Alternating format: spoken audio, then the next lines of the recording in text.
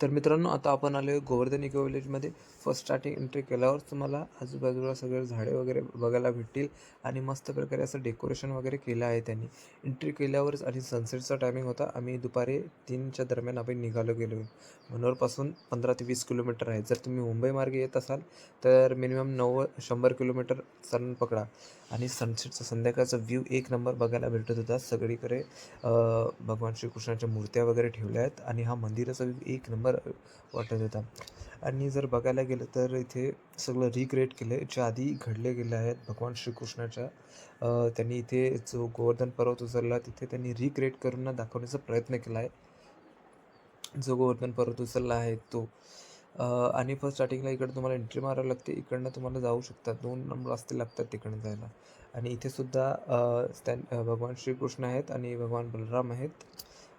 आणि त्याच्याच साईडला गोमाता आहे व मयूर पक्षी आपला मोर आहे. आणि इथे म्हणजे जेवढं आपले आधी घडले गेले आहेत ना, ते त्यांनी सर्व रिप्रेझेंट केलं आहे. आणि ते बघण्यासारखं खूपच भारी वाटतं. असं वाटतं की ॲक्चुअलमध्ये आहे का काय?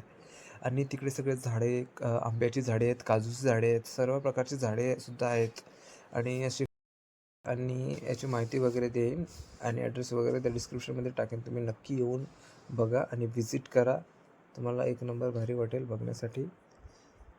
आणि आमचे असेच ब्लॉग बघत राहा. अशात तुम्हाला एक मोटिवेशनल व्हिडिओ आणि कुठे कुठे काय व्हिजिटिंग्स आहेत ते बघायला भेटेल. तर चला बाय. सबस्क्राईब करा चॅनलला.